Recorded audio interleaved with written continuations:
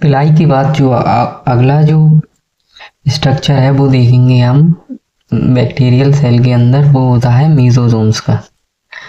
वो किसका होता है? मीजोजोम्स का होता है। उसको देखते हैं, मीजोजोम्स।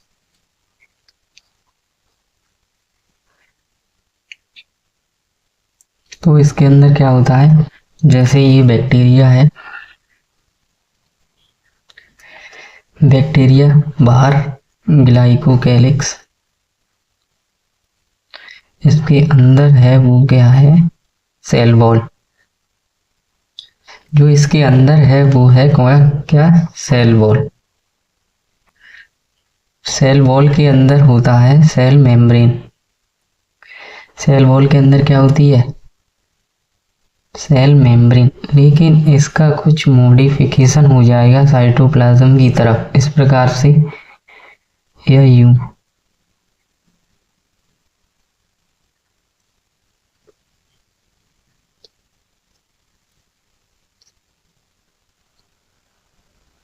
क्या मॉडिफिकेशन हो जाएगा इसका साइटोप्लाज्म की तरफ। तो इसी मॉडिफिकेशन को प्लाज्मा मेम्ब्रेन के, इसी को क्या बोलते हैं? इसी को मीजोजोम्स बोलते हैं। इसी को क्या बोलते हैं? मीजोजोम्स बोलते हैं। मीजोजोम्स हैं। मीजोजोम्स की शेप, जैसे दो तरह की यहाँ शेप दिख रही है आपको, या यूं एक और ये बना लो ऐसा। तो अगर ये इस तरह की जो शेप है सेल मेम्ब्रेन की अंदर की तरफ, उसे क्या बोलते हैं? उसे लैमेला बोलते हैं। उसे क्या बोलते हैं? लैमेले बोलते हैं। अगर वो सेल मेम्ब्रेन की शेप अंदर की तरफ इस प्रकार है, ट्यूब्यूल्स की तरह, तो इसे ट्यूब्यूल बोलेंगे।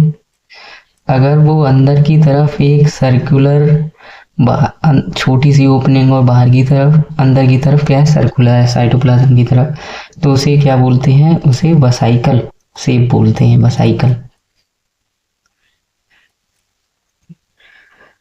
तो मीजोजोम्स क्या होता है सबसे पहले?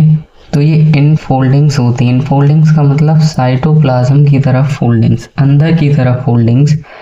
तो ये इनफोल्डिंग्स होती हैं। किसकी इनफोल्डिंग्स होती हैं? प्लाज्मा मेम्ब्रेन की। इनफोल्डिंग्स होती हैं किसकी? प्लाज्मा मेम्ब्रेन की। इनफोल्डिंग्स होती हैं किसकी? इनफोल्डिंग्स होती हैं प्लाज्मा मेम्ब्रेन की। कौन कौन सी शेप हो सकती है मीजोजोम्स की? वो शेप हो सकती है वसाइकल। कौन सी शेप हो सकती है? वसाइकल शेप हो सकती है, ट्यूब्यूलर शेप हो सकती है, ट्यूब्यूल वाली, या लैमेले शेप हो सकती है। मीजोजोम्स जो हमने देखा उसका अब देख लेते हैं रोल। रोल क्या होता है? मीजोजोम्स है, इसका रोल क्या होता है? फंक्शन क्या होता है? क्या क्या फंक्शंस परफॉर्म करता है? पहला ये फंक्शन परफॉर्म करता है वो होता है रेस्पिरेशन। जिस प्रकार से माइटोकॉन्ड्रिया होती है यूकैरियोटिक सेल्स के अंदर, जिसमें रेस्पिरेशन होता है और एटीपी का निर्माण होता है, उसी प्रकार से मीजोजोम्स के अंदर, बैक्टीरिया के अंदर जो मीजोजोम्स है वहाँ पे क्या होती है? रेस्पिरेशंस होती हैं, और कुछ रेस्पिरेटरी एंजाइम्स होते हैं, वो अटैच रहते हैं किससे? मीजोजोम्स से। दूसरी चीज है वो सेल वॉल का फॉर्मेशन करवाता है। मीजोजोम्स क्या करवाता है? सेल वॉल का फॉर्मेशन करवाता है। कैसे? जैसे ये सेल वॉल है, ग्लाइकोकैलिक्स नहीं बना रहा अभी मैं, जैसे ये सेल वॉल है, बना ही लेते हैं। ये ग्लाइकोकैलिक्स है, ये सेल वॉल है, ये ग्लाइकोकैलिक्स है, और इसके अंदर ये मॉडिफिकेशन है प्लाज्मा मेम्ब्रेन की, इस तरीके से। तो ये क्या है? ये सेल वॉल है। तो अगर कोई केमिकल जो सेल वॉल बनाएगा, क्या बनाएगा? पेप्टाइडोग्लाइकन। अगर उस कार्बोहाइड्रेट चाहिए, उसे अमाइनो एसिड चाहिए सेल वॉल बनाने के लिए, तो ये सारे जो कंपोनेंट्स हैं जो सेल वॉल को बनाएंगे, वो मीजोजोम से होते हुए कहाँ पे आएंगे? सेल वॉल के पास आएंगे। जहाँ पे सेल वॉल का निर्माण हो रहा है वहाँ पे आएंगे। किसके थ्रू आएंगे? मीजोसोम्स के थ्रू आएंगे। इसी वजह से मैंने बोला कि सेल वॉल का फॉर्मेशन भी करवाता है। और तीसरी चीज है क्या? डीएनए रेप्लिकेशन या सेल डिवीजन। ये क्या करता है? डीएनए का रेप्लिकेशन भी करवाता है। मीजोसोम्स क्या करवाता है? डीएनए का रेप्लिकेशन भी करवाता है। कैसे करवाता है? देखो, ये क्या है? ये है सेल वॉल, ये सेल मेम्ब्रेन, ये मीजोसोम्स। अगर इसमें जैसे ये डीएनए है, बैक्टीरियल डीएनए, जिसे क्या बोलते हैं? न्यूक्लियोइड ही तो बोलते हैं। बैक्टीरियल डीएनए को क्या बोलते हैं? न्यूक्लियोइड। तो ये न्यूक्लियोइड होगा कहाँ पर? मीजोसोम पर ये न्यूक्लियोइड जाके क्या हो जाएगा? अटैच हो जाएगा। मीजोसोम पे जाके ये न्यूक्लियोइड क्या हो जाएगा? अटैच हो जाएगा। उसके बाद क्या हुआ इसमें? उसके बाद ये सेल वॉल, फिर से ये मीजोसोम। तो उसके अंदर ये जो न्यूक्लियोइड अटैच था मीजोसोम पे, वो पहले डिवाइड हो जाएगा। तो कितने हो गए? 2 डीएनए रेप्लिकेशन हो गए। यहाँ पे डीएनए है वो डिवाइड हो गया, उसी को क्या बोलते हैं? DNA replication. डीएनए क्या हुआ? डिवाइड हो गया, रेप्लिकेशन हो गया। अब उसके बाद ये डीएनए रेप्लिकेशन के बाद ये सेल वॉल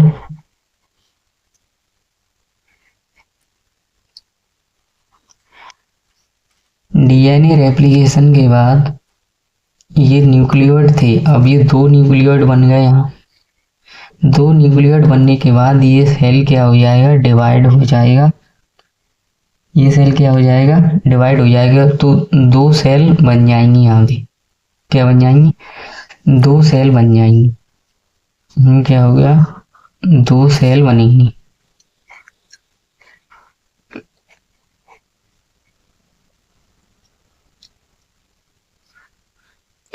यहाँ पे क्या था? ये एक मीजोसोम पे 2 प्लाज्मिड्स, मतलब सॉरी 2 न्यूक्लियोइड प्रेजेंट थे। पहले तो सिंगल था, फिर उसके बाद उसी पे अटैच होते हुए वो डिवाइड हुआ, 2 हो गए। अब वो जो 2 थे, वहीं पे जो मीजोसोम जिस पर अटैच थी वो मीजोसोम्स डिवाइड हो जाएंगे। और मीजोसोम्स कितने हो जाएंगे? 2। मीजोसोम्स कितने हो जाएंगे? यहाँ पे ये 2 मीजोसोम्स, ये यहाँ एक बनेगा और दूसरा इधर बनेगा, 2 बन गए। तो ये दोनों हैं, दोनों न्यूक्लियोइड अलग अलग मीजोसोम्स पर क्या होंगे? प्रेजेंट होंगे। पहला मीजोसोम, दूसरा मीजोसोम, इन दोनों पर प्रेजेंट होंगे और बीच से सेल डिवीजन स्टार्ट हो जाएगा। तो ये 2 न्यूक्लियोइड ये पहली सेल बन जाएगी और ये दूसरी सेल बन जाएगी। पहली सेल और ये दूसरी सेल। तो इसके अंदर भी क्या हुआ? न्यूक्लियोइड प्रेजेंट होगा और इसके अंदर भी न्यूक्लियोइड प्रेजेंट होगा। तो देखो कैसे मीजोसोम्स ने डीएनए रेप्लिकेशन कराया और डीएनए रेप्लिकेशन के बाद सेल को डिवाइड भी कराया, सेल को डिवाइड करने में मदद की और हर सेल में न्यूक्लियोइड की एक कॉपी भी ट्रांसफर हुई। डीएनए रेप्लिकेशन में हेल्प हुई। और चौथा जो रोल है उसका वो है सीक्रेशन। किसी चीज को हमें जैसे सेल से बाहर भेजना है, कोई वेस्ट प्रोडक्ट है, उसको हमें सेल वॉल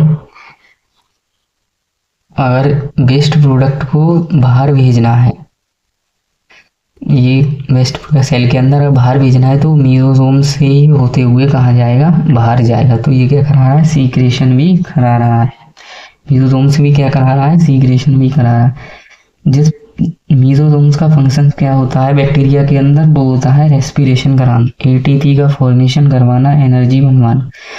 उसी प्रकार से यूकेरियोट्स के अंदर एटीपी फॉर्मेशन कहाँ होती है? माइटोकॉन्ड्रिया के अंदर। इसी वजह से मीजोसोम्स को एनालॉगस बोला जाता है। किसका? माइटोकॉन्ड्रिया का। एनालॉगस मतलब जिसकी स्ट्रक्चर तो डिफरेंट है पर फंक्शन सेम है। फंक्शन क्या है? सेम है। तो छोटा सा पॉइंट कि जो मीजोजोम्स होते हैं, मीजोजोम्स होंगे, मीजोजोम्स इज एनालॉगस, मीजोजोम्स होते हैं वो एनालॉगस होते हैं किसके? माइटोकॉन्ड्रिया के। माइटोकॉन्ड्रिया के क्या होते हैं? एनालॉगस होते हैं। एनालॉगस मतलब वो स्ट्रक्चर्स जिनकी वो स्ट्रक्चर्स जिस एनालॉगस क्या होते हैं? एनालॉगस जैसे मीजोजोम्स और माइटोकॉन्ड्रिया है, ये हैं तो अलग अलग स्ट्रक्चर्स, मतलब फंक्शंस सेम परफॉर्म कर रहे हैं, तो कह सकते हैं डिफरेंट स्ट्रक्चर्स हैं बट परफॉर्म सेम फंक्शन।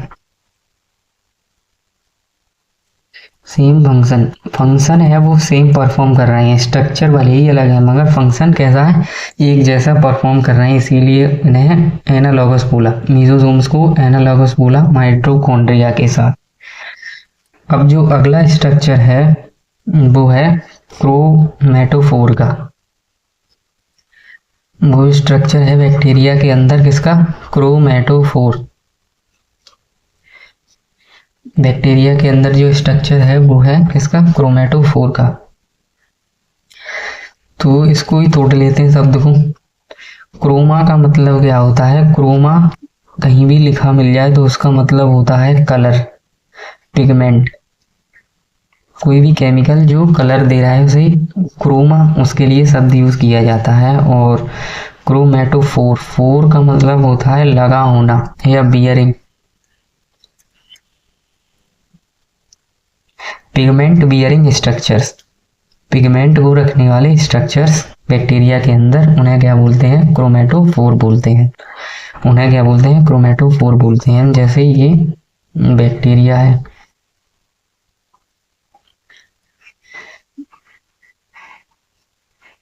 ये सेल मेम्ब्रेन है, इसकी अंदर की तरफ मॉडिफिकेशन है वेसिकल्स और लेमेले के रूप में।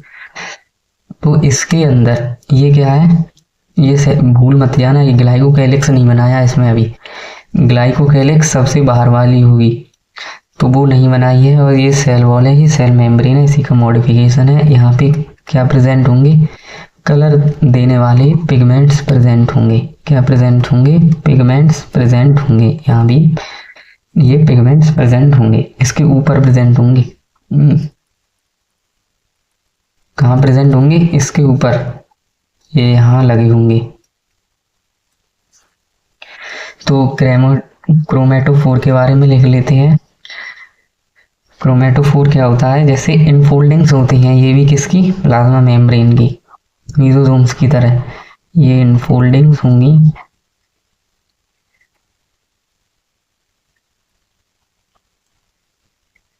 ये प्लाज्मा मेम्ब्रेन की इनफोल्डिंग्स होती हैं बैक्टीरिया के अंदर।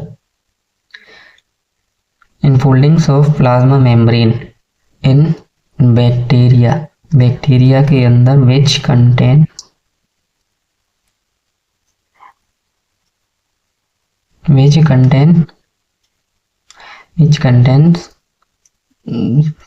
which contains some photosynthetic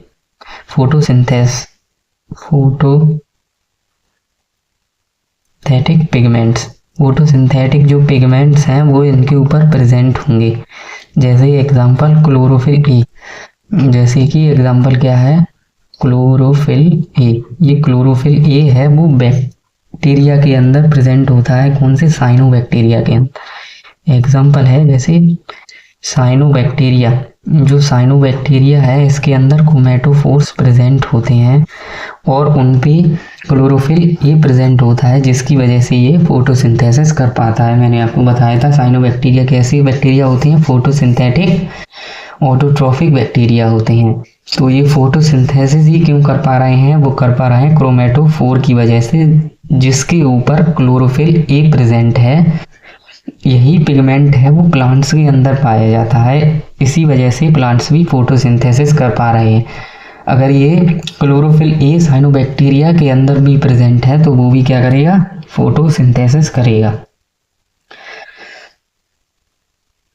अब वो अगला स्ट्रक्चर्स देख लेते हैं इसी के अंदर, वो है न्यूक्लियोइड का। वो किसका है, न्यूक्लियोइड।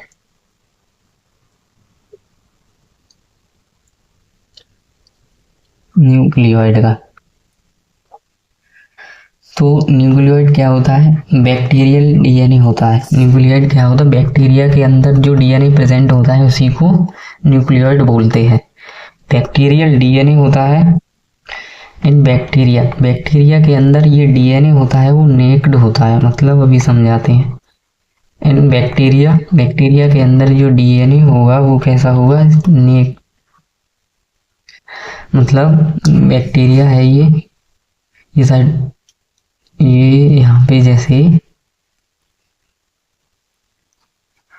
ये इसका न्यूक्लियोइड प्रेजेंट है, तो इस न्यूक्लियोइड जो प्रेजेंट है इसके बाहर कोई लेयर नहीं है। जैसे यूकैरियोटिक सेल्स के अंदर जेनेटिक मटेरियल के चारों तरफ क्या होती है, न्यूक्लियर मेम्ब्रेन, न्यूक्लियस के अंदर प्रेजेंट होता है। यहाँ पे कोई न्यूक्लियस जैसी चीज़ नहीं होती, यहाँ कोई न्यूक्लियर मेम्ब्रेन नहीं होती जो इसको कवर करे, किसको, डीएनए को। इसीलिए इसको क्या बोला जाता है, नेकेड डीएनए बोला जाता है। नेकेड डीएनए है, क्यों बोला, क्योंकि ये विदाउट मेम्ब्रेन है, without membrane, nuclear membrane, without nuclear membrane. ये कहाँ प्रेजेंट है, ये प्रेजेंट होता है कहाँ, साइटोप्लाज्म के अंदर। न्यूक्लियोइड है वो प्रेजेंट होता है कहाँ, न्यूक्लियोइड प्रेजेंट है वो प्रेजेंट है साइटोप्लाज्म के अंदर। कैसा है, डबल स्ट्रैंडेड है, डबल स्ट्रैंडेड डीएनए है, और कैसा है, सर्कुलर डीएनए है। कैसा है, सर्कल में है, सर्कुलर डीएनए है। रोल क्या होता है इसका, रोल तो पता ही होगा सभी कि डीएनए का क्या रोल होता है। तो इसका ये रोल होता है वो लिख लेते हैं। जो रोल होता है इसके अंदर वो होता है, इसके अंदर सभी जीन्स होते हैं, जो इम्पोर्टेंट जीन्स हैं बैक्टीरिया के अंदर जो उसको फंक्शंस को परफॉर्म करवाते हैं, सभी जीन्स वो प्रेजेंट होते हैं कहाँ पे, न्यूक्लियोइड को। ऑल एसेंशियल जीन्स, एसेंशियल सभी जो महत्वपूर्ण जीन्स होते हैं वो प्रेजेंट होते हैं कहाँ, न्यूक्लियोइड में। जीन्स आर प्रेजेंट होते हैं कहाँ, न्यूक्लियोइड के अंदर। यही इसका क्या है, रोल है।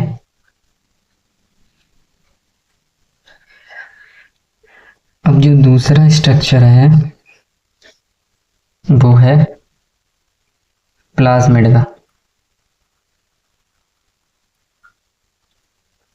वो किसका है, प्लाज्मिड का है। तो प्लाज्मिड मैंने आपको बताया था क्या होते हैं, जैसे ये बैक्टीरिया है, सेल वॉल, ये क्या है, सेल मेम्ब्रेन। तो इसके अंदर एक टाइप का तो ये डीएनए होता है जिसे हम क्या बोलते हैं, न्यूक्लियोइड बोलते हैं। इसे बोलते हैं क्या, न्यूक्लियोइड। लेकिन एक प्रकार का और डीएनए भी प्रेजेंट होता है इसके अलावा, जिसे हम एक्स्ट्रा डीएनए बोलते हैं।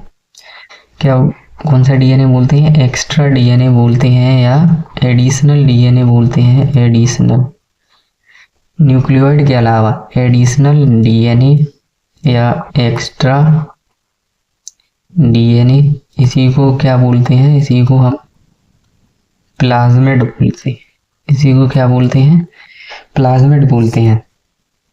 तो लिख लेते हैं प्लाज्मिड क्या होता है, प्लाज्मिड होता है एक्स्ट्रा डीएनए बैक्टीरिया के अंदर। प्लाज्मिड क्या होता है, एक्स्ट्रा डीएनए होता है इन बैक्टीरिया, बैक्टीरिया के अंदर। कैसा है, ये भी डबल स्ट्रैंडेड होता है, डबल स्ट्रैंडेड। डबल स्ट्रैंडेड का मतलब एक स्ट्रैंड और दूसरा स्ट्रैंड।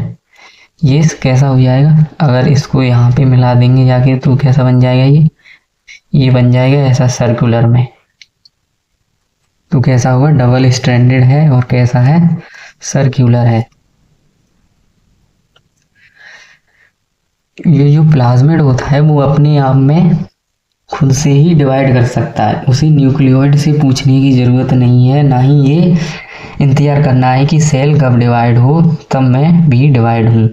वो खुद से डिवाइड कर सकता है, मतलब कि वो सेल्फ रेप्लिकेटिंग होता है। कैसा होता है, सेल्फ रेप्लिकेटिंग होता है। सेल्फ रेप्लिकेटिंग होता है, इसका मतलब इसका जो रेप्लिकेशन है, कॉपी जो बनेगी, जिसकी जो कॉपी होती है, कॉपी मेकिंग, इसकी जो कॉपी मेकिंग है या रेप्लिकेशन है, नॉट डिपेंड, ये डिपेंड नहीं रहती किस पे, न्यूक्लियोइड पे और सेल डिवीजन पे, न्यूक्लियोइड और सेल डिवीजन।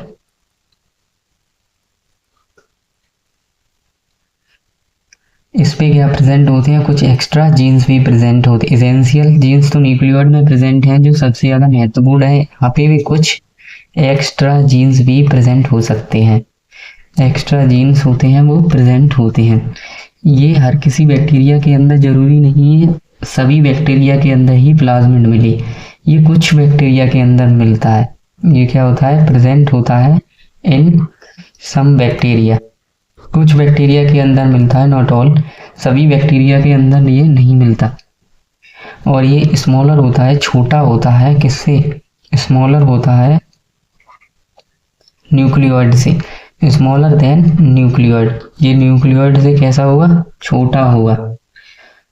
वो अब टाइप ऑफ प्लाज्मिड थोड़ा सा पढ़ लेते हैं, बस थोड़ी तो हल्की जानकारी लेनी है बस टाइप ऑफ प्लाज्मिड की,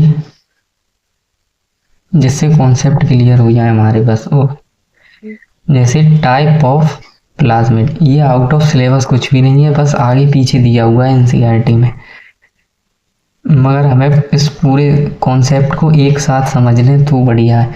मतलब आधा इस चैप्टर में दिया हुआ है बायोलॉजी क्लासिफिकेशन में, और कुछ cell the unit of life में दिया हुआ है। तो अगर एक ये चैप्टर को समझेंगे तो हमें वो पढ़ना ही पड़ेगा पूरे कॉन्सेप्ट को समझने के लिए, नहीं तो ऐसे वो रटते रहेंगे, समझ कुछ आएगा ही नहीं। तो टाइप ऑफ प्लाज्मिड की बात कर लेते हैं, किस पर है, on the basis of role पर, on the basis of role, role के आधार पर प्लाज्मिड्स के क्या होते हैं, टाइप होते हैं। पहला जो टाइप होता है, जो पहला टाइप होता है वो होता है आर प्लाज्मिड। आर प्लाज्मिड, जो आर का मतलब है वो होता है रेजिस्टेंस, रेजिस्टेंट प्लाज्मिड। रेजिस्टेंट मतलब विरोध करना, रेजिस्टेंट प्लाज्मिड मतलब ये विरोध करता है या बचाता है अपने आप को। और प्लाज्मिड मतलब क्या है, प्रोटेक्ट, मतलब ये अपने आप को प्रोटेक्ट करता है। बैक्टीरिया है, अगर उसके अंदर आर प्लाज्मिड प्रेजेंट है तो वो अपने आप को प्रोटेक्ट करेगा, किससे, एंटीबायोटिक से। जैसे फीवर आने पर हम एंटीबायोटिक लेते हैं, पैरासीटामोल वगैरह, उससे प्रोटेक्शन मिल जाए बैक्टीरिया को, उससे प्रोटेक्शन मिल जाए बैक्टीरिया को, तो उसके लिए ये जरूरी है कि उस बैक्टीरिया के अंदर आर प्लाज्मिड प्रेजेंट होना चाहिए, रेजिस्टेंस प्लाज्मिड प्रेजेंट होना चाहिए। तो ये क्या करता है, ये प्रोटेक्ट करता है बैक्टीरिया को, किससे, एंटीबायोटिक से। R plasmid it protect bacteria, ये प्रोटेक्ट करता है बैक्टीरिया को, कहाँ से, फ्रॉम एंटीबायोटिक से।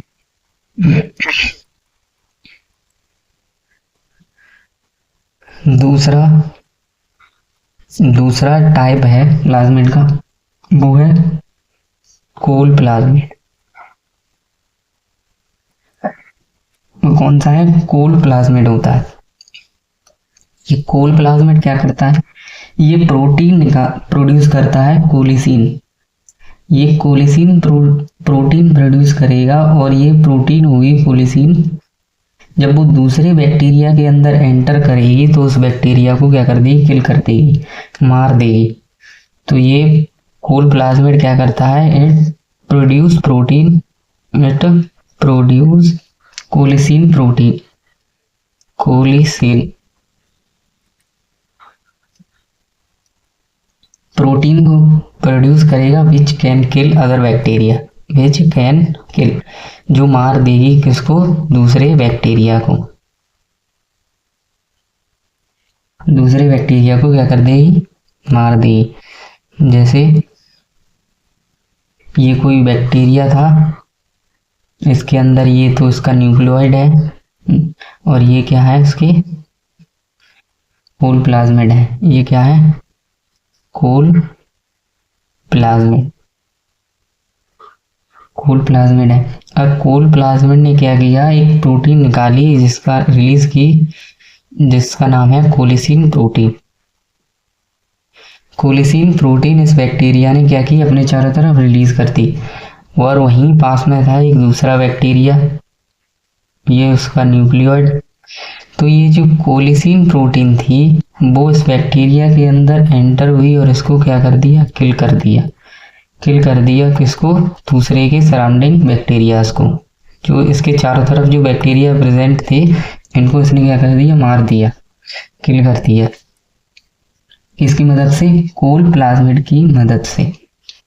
अगर कोई नॉर्मल बैक्टीरिया है और उसके पास में कोई ऐसा बैक्टीरिया है जिसके अंदर कोल प्लाज्मिड प्रेजेंट है, तो वो कोल प्लाज्मिड क्या करेगा, कोलिसिन नाम की प्रोटीन रिलीज करेगा और वो कोलिसिन जो प्रोटीन होगी वो नॉर्मल बैक्टीरिया को क्या कर देगी, किल कर देगी। कोलिसिन होगी वो क्या कर देगी, नॉर्मल बैक्टीरिया को किल कर देगी। तीसरा है जो वो है एफ प्लाज्मिड, तीसरा जो टाइप है एफ प्लाज्मिड है। एफ का मतलब है फर्टिलिटी, मतलब रिप्रोडक्शन से मतलब है, यहाँ पे समझते हैं इसको। जैसे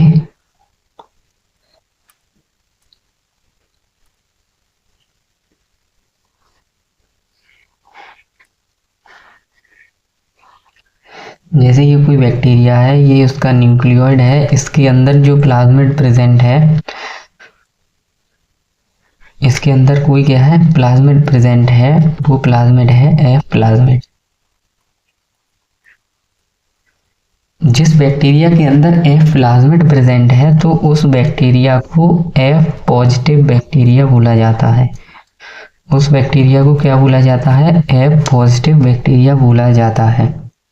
इसी प्रकार से जब कोई दूसरा बैक्टीरिया है, ये उसका न्यूक्लियोइड है लेकिन उसके अंदर एफ प्लाज्मिड प्रेजेंट नहीं है, जो एफ प्लाज्मिड है वो प्रेजेंट नहीं है, नॉट प्रेजेंट, तो such type of bacteria called as F negative bacteria. तो इस प्रकार के जो बैक्टीरिया है उन्हें क्या बोला जाएगा, एफ नेगेटिव बैक्टीरिया। तो इन्हें एफ नेगेटिव बैक्टीरिया बोला जाएगा। तो ये एफ प्लाज्मिड है, एफ प्लस बैक्टीरिया के अंदर ये प्लाज्मिड है और दूसरा बैक्टीरिया है एफ नेगेटिव बैक्टीरिया जिसके अंदर ये एफ प्लाज्मिड नहीं है। तो ये एफ प्लाज्मिड है दूसरे बैक्टीरिया के अंदर ट्रांसफर करेगा। एफ पॉजिटिव बैक्टीरिया है वो एफ नेगेटिव बैक्टीरिया के अंदर ये अपना एफ प्लाज्मिड है उसकी एक कॉपी बना के एफ नेगेटिव बैक्टीरिया के अंदर क्या करेगा, ट्रांसफर करेगा। देखते हैं कैसे। जैसे ये बैक्टीरिया है,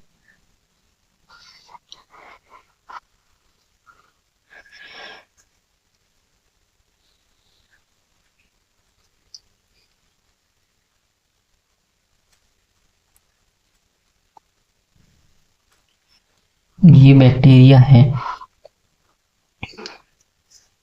ये क्या है, ये दूसरा बैक्टीरिया है, ये क्या है, दूसरा बैक्टीरिया है।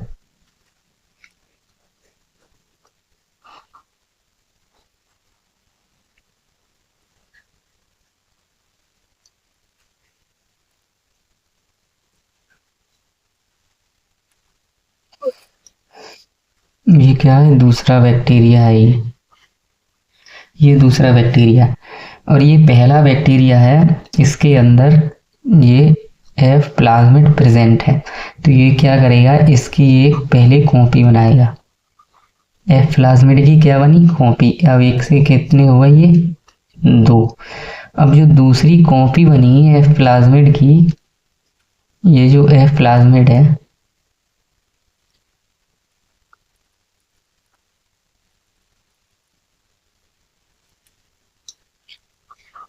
पहले एक था ये एक, अब ये 2,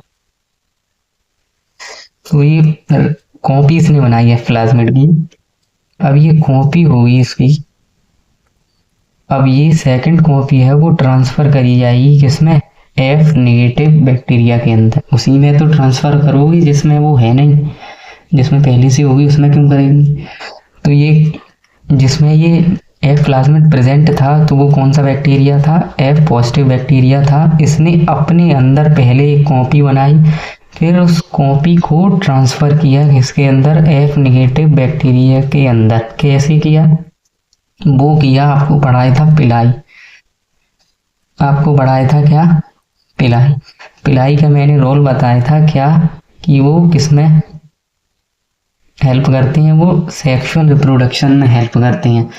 तो ये जो एफ पॉजिटिव बैक्टीरिया और एफ नेगेटिव बैक्टीरिया के अंदर जो ट्रांसफर हो रहा है एफ प्लाज्मिड का, इसी को ही क्या बोलते हैं, इसी को ही कॉन्जुगेशन बोलते हैं, इसी को ही सेक्सुअल रिप्रोडक्शन बोलते हैं। किसके अंदर, बैक्टीरिया के अंदर। तो ये कौन से हैं, ये क्या है, पिलाई है, स्पेसिफिकली सेक्स पिलाई, क्योंकि ये रिप्रोडक्शन में क्या कर रहा है, हेल्प कर रहा है। इस वजह से ये पिलाई है। रोल बताया था कि ये किस में हेल्प करते हैं, कंजुगेशन में हेल्प करते हैं, सेक्सुअल रिप्रोडक्शन में हेल्प करते हैं बैक्टीरिया के अंदर। और ये सेक्सुअल रिप्रोडक्शन हो गया यहाँ पे, किस तरह से हुआ देख लीजिए। ये क्या है, पिलाई है। इसी को क्या बोलते हैं, इसी को कॉन्जुगेशन ट्यूब भी बोलते हैं, इसी को क्या बोलते हैं, कॉन्जुगेशन ट्यूब भी बोलते हैं। और जो प्रोसेस है उसे क्या बोला, इसी को ही क्या बोलते हैं, इसी को ही सेक्सुअल रिप्रोडक्शन बोलते हैं। ये क्या है, सेक्सुअल रिप्रोडक्शन है, ये क्या है, सेक्सुअल रिप्रोडक्शन है। इसी को ही क्या बोलते हैं, कॉन्जुगेशन भी बोलते हैं बैक्टीरिया के अंदर। जो प्लाज्मिड था एफ पॉजिटिव बैक्टीरिया से मूव करा एफ नेगेटिव बैक्टीरिया के अंदर, किसके थ्रू, कॉन्जुगेशन ट्यूब के थ्रू। तो इसको लिख लेते हैं, जो यहाँ पे हो रहा है, क्या हो रहा है वो इसको लिख लेते हैं जिससे ये हमें याद रहे। वो हो ये रहा है कि जो प्लाज्मिड है, जो प्लाज्मिड है मूव करता है, मूव करता है, कहाँ से मूव करेगा, एफ पॉजिटिव बैक्टीरिया से, एफ पॉजिटिव बैक्टीरिया से मूव करेगा कहाँ पर, एफ नेगेटिव बैक्टीरिया के अंदर। कहाँ पे, एफ नेगेटिव बैक्टीरिया के अंदर मूव करेगा, किसके द्वारा, कंजुगेशन ट्यूब के द्वारा, कंजुगेशन ट्यूब के द्वारा क्या करेगा, मूव करेगा। इसी को क्या बोलते हैं, पिलाई बोलते हैं, या सेक्स पिलाई के द्वारा क्या करेगा, मूव करेगा। ये एफ प्लाज्मिड का हमने देखा कि किस प्रकार से ये सेक्सुअल रिप्रोडक्शन में हेल्प करता है बैक्टीरिया के अंदर। अब जो चौथा टाइप होता है इसका, वो होता है T I plasmid, T I plasmid. चौथा प्लाज्मिड है वो है T I plasmid. T I plasmid को ट्यूमर इंड्यूसिंग प्लाज्मिड भी बोलते हैं, ट्यूमर इंड्यूसिंग प्लाज्मिड भी बोलते हैं। ट्यूमर का मतलब क्या होता है, अनकंट्रोल सेल डिवीजन। किसी सेल के अंदर अगर वो अनकंट्रोल तरीके से डिवाइड होता जा रहा है, होता जा रहा है, बहुत ज़्यादा होता जा रहा है, तो उसे क्या बोलेंगे, वो आउट ऑफ कंट्रोल चला गया, वो सेल डिवीजन क्या चला गया, आउट ऑफ कंट्रोल चला गया, अनकंट्रोल्ड सेल डिवीजन। इसी को हम अनकंट्रोल्ड सेल डिवीजन को ही ट्यूमर बोलते हैं, कैंसर जिसे बोलते हैं, अनकंट्रोल्ड सेल डिवीजन क्या है, ट्यूमर। ये टीआई प्लाज्मिड है, ये प्रेजेंट होता है एक बैक्टीरिया के अंदर जिसका नाम होता है एग्रोबैक्टीरियम, एग्रोबैक्टीरियम ट्यूमीफेसियंस। ये क्या है, इसका नाम एग्रोबैक्टीरियम ट्यूमीफेसियंस था। उदाहरण के लिए मान लेते हैं कि कोई ये प्लांट था और आप जा रहे थे रास्ते में कुल्हाड़ी लेके, आपका यूं ही मन करा आपने कुल्हाड़ी इस पेड़ पे मार दी। आपने क्या किया, इस स्टेम पे कुल्हाड़ी को मार दिया और यहाँ पे क्या हुआ, उसकी ये लकड़ी कट गई और जो बाहर का जो कवर था वो भी हट गया। तो कुछ समय बाद क्या होगा, यह हो सकता है कि एग्रो बैक्टीरियम ट्यूमीफेसियंस होगा, वो यहाँ पे इन्फेक्ट कर सकता है इस प्लांट को। क्या कर सकता है, इन्फेक्ट कर सकता है इस प्लांट को। जैसे ये बैक्टीरियम होगा, ये प्लाज्मिड होगा, ये न्यूक्लियोइड होगा, सॉरी ये प्लाज्मिड होगा। ये प्लाज्मिड है वो इसके अंदर अपना बैक्टीरिया एंटर करेगा, यहाँ पे इसे स्पेस मिल गया इन्फेक्शन करने का आपकी वजह से। तो यहाँ पे क्या हो जाएगा, वो ट्यूमर को इंड्यूस कर देगा। ट्यूमर को क्या कर देगा, इंड्यूस कर देगा। अनकंट्रोल्ड सेल डिवीजन होने लगेगी रूट के अंदर प्लांट्स की कुछ। अब जो पांचवा जो प्लाज्मिड है उसका नाम है डिग्रेडेटिव प्लाज्मिड। डिग्रेडेटिव प्लाज्मिड, उसका नाम है डिग्रेडेटिव प्लाज्मिड। डिग्रेडेटिव प्लाज्मिड क्या होता है, डिग्रेड का मतलब क्या होता है कि नष्ट करना। डिग्रेड का मतलब होता है नष्ट करना। तो कुछ बैक्टीरिया जिनके अंदर ये डिग्रेडेटिव प्लाज्मिड होता है, न्यूक्लियोइड है, डिग्रेडेटिव प्लाज्मिड प्रेजेंट होता है। उदाहरण के लिए ये क्या है, जैसे डिग्रेडेटिव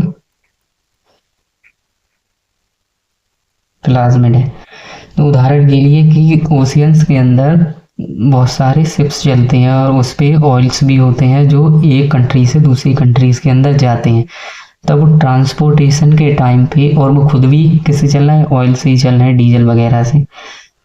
तो उस टाइम पे जब वो चलेंगे समुद्र पर, तो उस टाइम पे क्या होगा, कुछ ऑयल्स है वो समुद्र में बह जाएगा या लीक वगैरह हो जाएगा कुछ भी।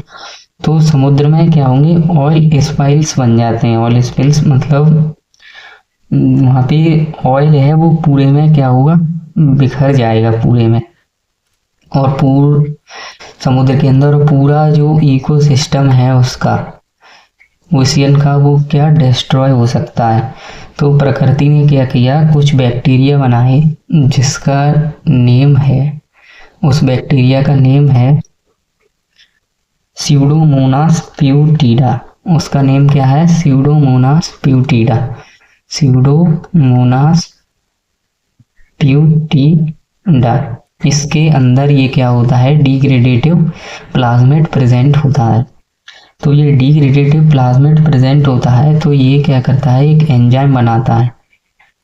वो एंजाइम बनाता है, और वो एंजाइम जो शिप ने ऑयल रिलीज कर दिया था, उस ऑयल को क्या करता है, डिग्रेड कर देता है, तोड़ देता है, उसको बिल्कुल नष्ट कर देगा समुद्र से। और इसकी वजह से जो वाटर पॉल्यूशन है और वो इकोसिस्टम है पूरा वहाँ का, वो बच जाएगा। पॉल्यूशन क्या हो जाएगा, डिक्रीज हो जाएगा। पॉल्यूशन क्या हो जाएगा, डिक्रीज हो जाएगा। तो जो अब तक हमने पढ़ा, मोनेरा के अंदर जो उसका एक मेंबर था, अकेला मेंबर आता है बैक्टीरिया। तो बैक्टीरिया के अंदर हमने सबसे पहले हैबिटाट पढ़ लिया था, उसके बाद हम स्ट्रक्चर पढ़ने जा रहे थे। तो स्ट्रक्चर के अंदर हमने क्या किया, बैक्टीरिया की सेल स्ट्रक्चर्स को बहुत ही ज़्यादा डिटेल में पढ़ा। क्या किया, बहुत ही ज़्यादा डिटेल में पढ़ा, किसको, स्ट्रक्चर को।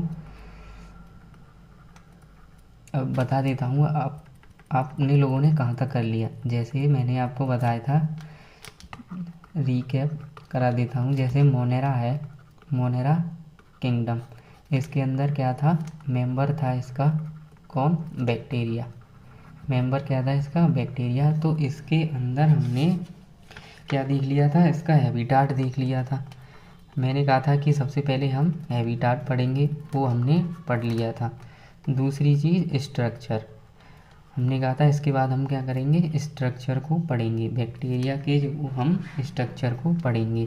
फिर तीसरा हम किसको पढ़ेंगे, तीसरा हम न्यूट्रिशन को पढ़ेंगे। और जो चौथा है वो रिप्रोडक्शन। चौथा है वो किसको पढ़ेंगे हम, रिप्रोडक्शन को पढ़ेंगे, और पांचवा क्लासिफिकेशन को पढ़ेंगे। तो हमने जो अपना जो पहली चीज़ है हैबिटाट वो कंप्लीट कर लिया, और जो स्ट्रक्चर है वो भी कंप्लीट कर लिया। स्ट्रक्चर के अंदर हमने क्या क्या पढ़ा, स्ट्रक्चर के अंदर हमने बैक्टीरिया के स्ट्रक्चर को पढ़ा, बैक्टीरिया के स्ट्रक्चर को पढ़ा जो कैसा था, प्रोकैरियोटिक सेल था। इसके अंदर हमने क्या पढ़ा, इसके अंदर हमने सेल वॉल को पढ़ लिया, इसके अंदर हमने ग्लाइकोकैलिक्स को पढ़ लिया, इसके अंदर हमने प्लाज्मा मेम्ब्रेन को पढ़ लिया। मतलब डिटेल में नहीं पढ़ा, बस थोड़ा सा बताया कि वो कहाँ प्रेजेंट होती है, इसको तो आगे पढ़ेंगे। इसके अंदर हमने मीजोजोम्स को पढ़ा बहुत ही ज़्यादा डिटेल में।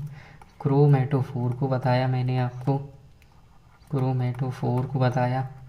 इसके बाद मैंने आपको न्यूक्लियोइड भी बता दिया, इसके बाद मैंने आपको फ्लैजेला भी बता दिया, इसके बाद प्लाज्मिड भी बता दिया, इसके बाद क्या बता दिया, प्लाज्मिड भी बता दिया। तो हमने क्या किया, जो स्ट्रक्चर था, स्ट्रक्चर का जो पहला पोर्शन था सेल डिटेल का, बैक्टीरिया की जो डिटेल है, बैक्टीरिया की जो सेल डिटेल है उसका जो पहला पोर्शन था वो कंप्लीट कर लिया। बैक्टीरियल जो सेल डिटेल है इसको हमने कंप्लीट कर लिया। अब जो दूसरा छोटा सा बिल्कुल पोर्शन है वो है इसके अंदर बैक्टीरिया के शेप का, कि बैक्टीरिया कौन कौन सी शेप के अंदर पाए जाते हैं, इसको अभी पढ़ लेते हैं। छोटा सा ही टॉपिक है बिल्कुल। तो पढ़ते हैं हम बैक्टीरिया की शेप्स ऑफ बैक्टीरिया।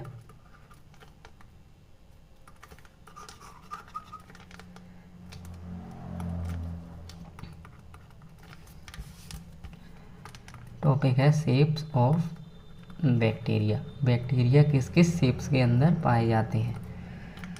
तो बैक्टीरिया के अंदर जो पहली शेप आती है वो होती है स्फेरिकल। पहली जो शेप आती है वो होती है कौन सी, स्फेरिकल। स्फेरिकल शेप के अंदर पाए जा सकते हैं, स्फेरिकल शेप के अंदर पाए जा सकते हैं। जो स्फेरिकल शेप के अंदर जो बैक्टीरिया पाए जाएंगे उन्हें क्या बोला जाएगा, उन बैक्टीरियाज को कोकस बोला जाएगा। क्या बोला जाएगा, कोकस बोला जाएगा। स्फेरिकल होंगे ये, कोकस बोला जाएगा। कोकस अगर सिंगल बैक्टीरिया है, सिंगुलर शब्द है कोकस, और इसी का जो प्लूरल शब्द है वो होता है कोकाई। वो क्या होता है, कोकाई। अगर कोई बैक्टीरिया स्फेरिकल शेप का है तो उसे क्या बोलते हैं, कोकस बोलते हैं। अगर एक है, अगर बहुत सारे बैक्टीरिया प्रेजेंट हैं तो उन्हें कोकाई बोला जाएगा। क्या बोला जाएगा, कोकाई बोला जाएगा। ये प्लूरल शब्द है। दूसरा जो शेप होता है बैक्टीरिया का वो होता है रॉड शेप का। दूसरा जो शेप होता है बैक्टीरिया का वो होता है रॉड शेप का। रॉड शेप जैसे ऐसे, इस प्रकार से रॉड शेप का बैक्टीरिया। तो रॉड शेप की बैक्टीरिया के अंदर जो बैक्टीरिया आते हैं वो होते हैं बैसिलस। उसे क्या बोलते हैं, उन्हें बैसिलस बोलते हैं। बैसिलस जैसे लैक्टोबैसिलस होता है ना, तो जो लैक्टोबैसिलस बैक्टीरिया है वो उसकी शेप को, उसका जो नेम है लैक्टोबैसिलस, तो उसका जो नेम है वो एक इंडिकेशन ये दे रहा है कि इसकी जो शेप है वो रॉड शेप की है। वो कैसी है, रॉड शेप की है। उसकी जो शेप है वो कैसी है, रॉड शेप की है। और ये सिंगुलर शब्द हो गया, ये बैसिलस सिंगुलर और बैसिलाई कहीं लगा है, तो उसका मतलब हुआ कि बहुत सारी बैक्टीरियाओं की जो शेप है वो रॉड शेप की है, प्लूरल। अब जो तीसरी कैटेगरी है वो होती है कोमा शेप के बैक्टीरिया भी प्रेजेंट होते हैं। कोमा शेप के बैक्टीरिया इस प्रकार से, ऐसे इस प्रकार के बैक्टीरिया जो प्रेजेंट होते हैं कोमा शेप्स के, उनको क्या बोलते हैं, उनके लिए जो टर्म यूज़ करते हैं कोमा शेप के बैक्टीरियाज के लिए, उनके लिए वो टर्म यूज़ करते हैं वो होता है विवरियम। क्या यूज़ करेंगे, विवरियम। विब्रियम टर्म यूज़ करते हैं कॉमा शेप के बैक्टीरियाज के लिए, सिंगुलर के लिए, और विब्रियो विब्रियो जो टर्म यूज़ करेंगे वो प्लूरल के लिए। किसके लिए? प्लूरल के लिए। इसका जो एग्जाम्पल होगा वो हो जाएगा जैसे कि विब्रियो कॉलेरी, विब्रियो कॉलेरी। तो विब्रियो कॉलेरी क्या एक बैक्टीरिया का नेम है। तो ये क्या बता रहा है? वो बता रहा है कि जो विब्रियो है वो तो इसकी शेप है कैसी? कोमा शेप की। विब्रियो बता रहा है कि इसकी जो शेप है वो कोमा शेप की है, और कॉलेरी का मतलब ये कॉलेरा कॉज करता है, एक डिसीज़ कॉज करता है ह्यूमंस के अंदर, जिसे कॉलेरा बोलते हैं। क्या बोलते हैं? कॉलेरा बोलते हैं। कॉलेरा डिसीज़ कॉज करता है। इसी प्रकार से रॉड शेप का एग्जांपल आप लिख सकते हैं लैक्टोबैसिलस। चौथा है इसकी जो शेप वो है स्पाइरल। वो कैसी शेप है इसकी? स्पाइरल शेप है। इसकी जो शेप है वो स्पाइरल शेप है। वो इसकी है जो शेप है स्पाइरल शेप है, और यहाँ पे फ्लैजिला भी प्रेजेंट होते हैं स्पाइरल शेप वाले बैक्टीरिया के अंदर। तो स्पाइरल शेप वाले बैक्टीरिया होते हैं उनके लिए जो टर्म यूज़ की जाती है उसका नाम होता है स्पाइरिलियम। स्पाइरिलियम। इन बैक्टीरियाज के अंदर क्या होते हैं? फ्लैजिला प्रेजेंट होते हैं। तो आज के लिए इतना ही। जो आगे का जो मोनेरा बचा हुआ है उसके अंदर हम न्यूट्रिशन को देखेंगे, फिर रिप्रोडक्शन देखेंगे, और उसका क्लासिफिकेशन देखेंगे। वो आगे वाले 1 या 2 लेक्चर्स में कंप्लीट हो जाएगा। मोनेरा के 3 लेक्चर्स लगेंगे इसमें पूरा कंप्लीट करने के लिए। तो आज के लिए इतना ही। Thank you.